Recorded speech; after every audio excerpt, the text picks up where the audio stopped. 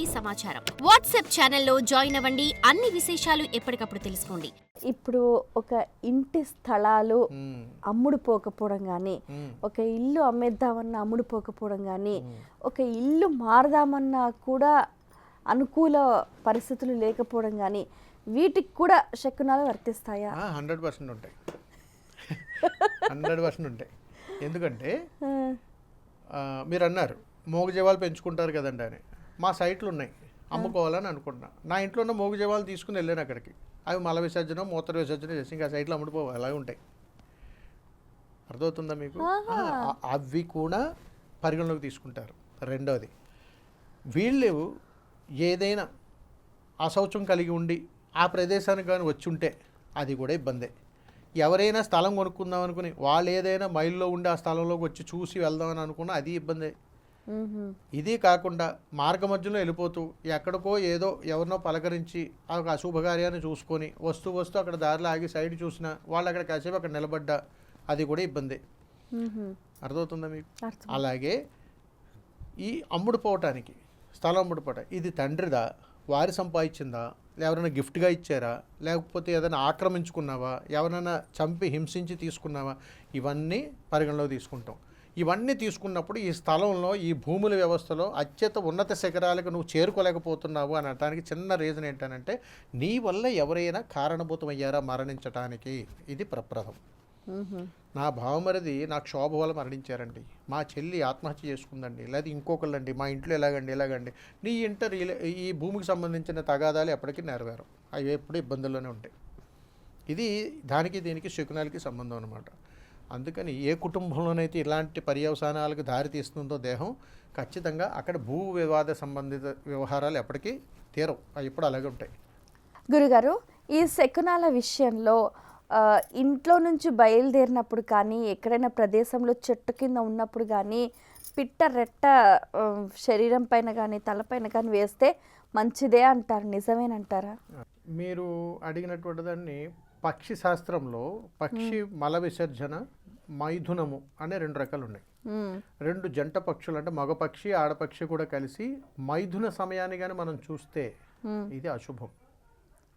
ప్రయాణం చేసేటప్పుడు ఏదైనా ప్రయాణంలో మనం ఎక్కడికైనా బయలుదేరి వెళ్తున్నప్పుడు వాహనం మీద పక్షులు ఏదైనా వాలే అని అనుకోండి, వాహనానికి ఖచ్చితంగా ఇబ్బంది జరుగుతుంది.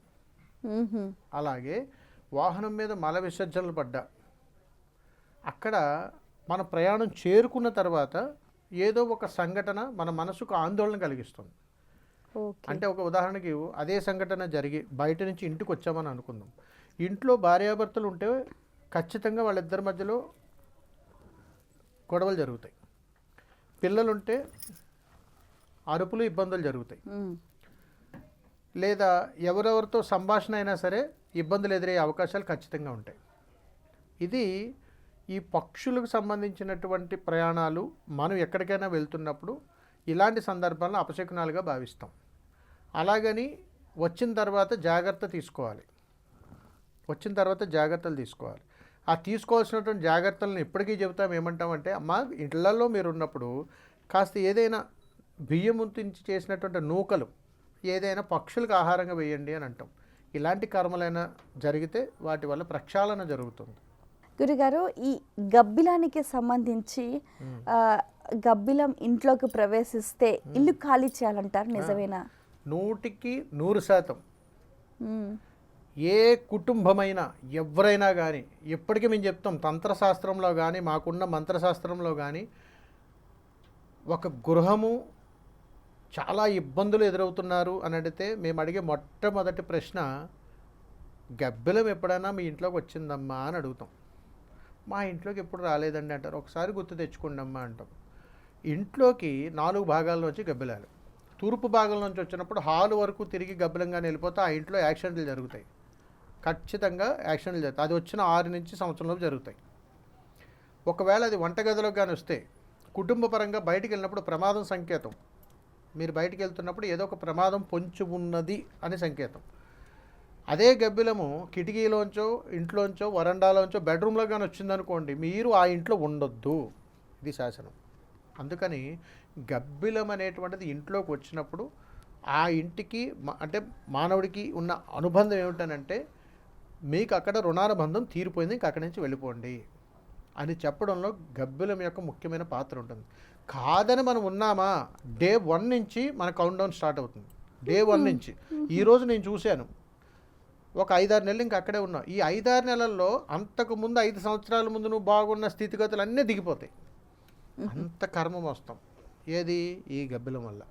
ఎందుకంటే గబ్బిలం ఉన్నటువంటి గృహము పిశాచాల నిలయం మా దృష్టిలో. ఆ ఇంట్లో మనస్తత్వాలు ఇంట్లో వాళ్ళందరూ అలాగుంటాయి, ఆ యజమానులవి అలాగుంటాయి. ఎందుకంటే కాలక్రమేణా దాని యొక్క శక్తిని కోల్పోతుంది. ఎందుకంటే ఏ గృహం కట్టినా అక్కడ వాస్తు పూజ చేసినప్పుడు కాస్త యంత్రస్థాపన జరుగుతుంది. అది జరిగినప్పుడు ఆ ఉన్నటువంటి ఎనర్జీ మొత్తం అంతా కూడా ఇది హరిస్తాయి. చూసారా జీవరాశుల్లో ఒక జీవికి ఇంకొక జీవిగా ఎలా దారి చూపిస్తుంటాయో, వీటన్నింటినీ మనం పరిగణలోకి తీసుకోగలిగితే ఒక మనిషిని మార్చడం పెద్ద పనేం కాదు, మంచి జీవితాన్ని ఇవ్వడం పెద్ద పనేం కాదు. మనం ప్రయాసతో కూడుకుంటాం. భగవంతుడు మనతో ఎంతో సాధన చేస్తేనే కానీ అనుసంధానం కుదరదు. మనిషి ఏంటంటే ఆశాజీవి. అవును. ఆ ఇంట్లో అన్నీ కలిసి వస్తున్నాయి అనుకోండి, ఏం చేసినా కానీ పర్లేదని అంటాడు. ఇబ్బందులు ఇప్పటికీ కొన్ని చోట ఫిష్ ఎక్వేరియం కూడా పెంచుతారు. మరి దాని గురించి కూడా శకునాల్లో ఉంటుంది. అంటే ఇంట్లో చేపల్ని పెంచుకోవటం కూడా శకునమే, ఇది కూడా శకునాల్లోనే ఉంటుంది. తాబేల్ని పెంచుతున్నారు, శకునాల్లోకి వస్తుంది. అంటే ఇవన్నీ మంచి శకునాలు ఉన్నాయి, చెడు శకునాలు కూడా ఉన్నాయి. ఇప్పుడు చిలుకను కూడా పెంచుకుంటూ ఉంటారు కదా, ఇవన్నీ శకునాలే తల్లి. ఇప్పుడు చిలుకల్ని పెంచుకుంటే ఎటువంటి ఫలితాలు ఉంటాయంటారు? చిలుకలు, తాబేలు, తర్వాత కుందేలు, తర్వాత మనకు చేపలు. ఇవన్నీ జలచర రాశులు వేరు. ఈ జలచర రాశులు గుర్తుపెట్టుకోండి. ఎక్కడైనా కానీ ఫిష్ ఎక్వేరింగ్ కానీ మన ఇళ్లలో పెంచుతాం. చాలామంది ఏమిటనంటే పుస్తక పరిజ్ఞానంతో చెప్పేటువంటి విధానం వేరు. కొన్ని చోట్ల ఏంటంటే కొన్ని పుస్తకాల్లో ఏమని రాస్తారంటే నరఘోష పోతుందండి, ఇది పెంచండి అని అంటారు. కొన్ని చోట్ల వ్యాపార అభివృద్ధి చెందుతుందని అంటారు. తాబేలు విషయంలో ఎక్కువగా అంటూ ఉంటారు.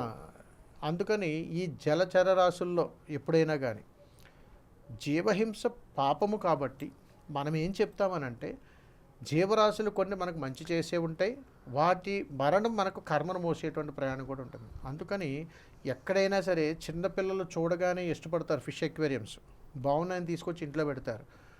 ఒక పసికందు బిడ్డను జన్మనివ్వగానే వాడిని పెంచి పెద్ద చేసి మరణాంతరం వరకు కూడా ఎంత జాగ్రత్తగా చూసుకుంటామో వీటిని కూడా అలాగే చూసుకోవాలంటుంది శాస్త్రం. అందుకని తల్లి ఈ ఫిష్ ఎక్వేరియం ఏదైతే గృహాల్లో పెంచుతున్నారో ఇందులో 2 రకాలు ఉంటాయి. ఒకటి జాతి, రెండోది నానాజాతి. నానాజాతి చేపలను తీసుకొచ్చి ఇళ్లలో వేసినప్పుడు ఆ ఇంట్లో ఎవరి మాటలు కలవు. ఎందుకనంటే వీళ్ళ యొక్క దృష్టి దాని మీద ఉంటుంది. ఎప్పుడైతే దృష్టి దాని మీద ఉందో ఈ ఆజ్ఞ అనేటువంటిది అనుకూలంగా ఉండదు వీళ్ళకి. అందుకని ఇది దృష్టి పక్కకి దారిస్తుంటుంది. వీరి ఆకర్షణ శక్తి అంతా కూడా అక్కడే ఉంటుంది. అందుకని వీళ్ళకి ఇప్పటికీ మీరు గమనించండి, రాసి పెట్టుకోండి, ఫిష్ ఎక్వేరియం ఎవరిళ్లలో ఉన్నా వాళ్ళ కనే కళలు సముద్రాలు, ఏనుగుల గుంపు, అడవులు, ఎక్కడెక్కడికో బాగా గాల్లో ఎగిరిపోయి కింద పడిపోవటాలు, గాల్లో ఎగిరిపోవటాలు, ఎక్కడెక్కడికో విహారయాత్రలు చేయటాలు, అదేవిధంగా పెద్ద పెద్ద భారీ ప్రమాదాలు, భారీ వాహనాలు, విమానాల్లో ఎగురుతున్నట్టు ఇలాంటి కళలు వస్తాయి ఇంట్లో. ఇవన్నీ అపశకునాలు. జరిగే పర్యవసానం ఎలా ఉంటుందో తెలుసా? ఈడొచ్చినటువంటి పిల్లలు ఇళ్లల్లో ఉన్నప్పుడు మాట వినరు, పక్కదారి పట్టేస్తారు. ఆ ఇంట్లో అవమానాలు తథ్యం. అందుకని ఫిష్ ఎక్వేరియం తీసుకొచ్చి ఇంట్లో పెడితే నరఘోషేమో పక్కన పెట్టండి, కుటుంబ పరువులు ప్రతిష్టలు చాలా ముఖ్యమైనటువంటివి ప్రస్తుత సమాజంలో. చూడటానికి మనకు ప్యాషన్గా ఉన్న ప్రతి ఒక్కరి నెగిటివ్ ఎనర్జీని రిసీవ్ చేసుకోవాల్సింది ఆ ఇల్లు. నేను వస్తాను, చూస్తాను, నేను ఏదో బాధల్లో వస్తాను, అబ్బాయి ఎంత బాగుందండి ఫిష్ ఎక్వేరియం అండి అంటాను. అయిపోయింది, నా ఉన్న నెగిటివ్ ఎనర్జీ మొత్తం రిసీవింగ్ అయింది. ఏదో ఒకరోజు ఎంత కర్మను మొదలు అది ఎక్కడ ఉంటుంది అక్కడే ఉంటుంది. ఓకే, ఆ దృష్టి ఆకర్షణ శక్తి అనేది వీటికి ఉంటుంది అంటారు. ఉంటుంది కాబట్టి అదంతా వాళ్ళకి రిసీవింగ్ కెపాసిటీ ఉంటేనే దాన్ని మెయింటైన్ చేయాలి, అయితే దాని జోలికి పోవద్దు అని చెప్తాను. అయితే ఎప్పటికప్పుడు మనము ఈ దిష్టి పోవడానికి మనం చర్యలు చేస్తూ ఉండాలి. అవును. ఇంకొకటి గమనించండి, మీరు చాలా సందర్భాల్లో చాలా గృహాల్లో నేను చూశాను ఈ మధ్యకాలంలో ఈ తాబేలు పెంచుతుంటారు. అవును, తాబేలు పెంచడం వేరు, తీసుకొచ్చి ముద్దుగా ఇంట్లో ఉంచుకుని వాటితో ఆడుకోవడం వేరు. గమనించండి, వీరు రుణ బాధల్లో మొదటి మెట్టు ఎక్కేసినట్టే ఇబ్బందులకి. తాబేలు తెచ్చుకుంటే అది నక్షత్ర తాబేలో లేదా మామూలుదో ఏదో ఒకటి తీసుకొచ్చి ఇంకా చెప్పాలంటే తంత్రశాస్త్రంలో మేము ఏం చెప్తామంటే తాబేలు నువ్వు తాకినా కానీ దోషమే. కానీ చైనా వాస్తు ప్రకారంగా ఇది చాలా బెటర్ అంటారు కదా గురుగారు. అమ్మాయి మనకి ఎందుకండి, మనది మనం చూసుకుందాం, మన దక్షిణ భారతదేశం మనం చూద్దాం, మనకి అవన్నీ ఎందుకు మనకి? మన సాంప్రదాయాలు, మన విలువలు, కొన్ని ప్రామాణికాలు మనకున్నాయి. అందుకని ఇక్కడ కూడా చెప్తారండి, మీరు ఎప్పుడైనా గమనించండి, తాబేలుని సాక్షాత్తు విష్ణు రూపంలో కొలుస్తాం. భగవత్ స్వరూపాన్ని మనం కొలుస్తున్నప్పుడు, కొన్ని జీవరాశుల్లో భగవత్ స్వరూపాన్ని మనం చూస్తున్నటువంటి సాంప్రదాయంలో మనం ఉన్నప్పుడు, మన ఇంట్లో జరుగుతున్నటువంటి అశౌచ కార్యక్రమాలు చాలా జరుగుతుంటాయి. అలాంటి చోట భగవత్ స్వరూపం సంచారం చేయకూడదు. అందుకని మేమేం చెప్తా అంటే, మీకు ఎక్కడైనా తాబేలు కనపడితే చేత్తో ముట్టుకున్నారా, ఖచ్చితంగా విష్ణాలయానికి వెళ్ళి కొన్నిసార్లు ప్రదక్షిణ చేసి అక్కడ అన్నదానం చేయండి అని చెబుతాం. దీన్ని తీసుకెళ్ళి ఎక్కడైనా వదిలేసేయండి అని చెబుతాం. చాలా మంచిది అది. ఓకే. ఆ ధర్మం చేయకపోతే వారి జీవిత కాలంలో రుణ బాధలు ఒకటి తర్వాత ఒకదాని తర్వాత ఒకటి ఇబ్బందులు పడుతూనే దిగిపోతారు. For more videos like this, subscribe Big TV channel.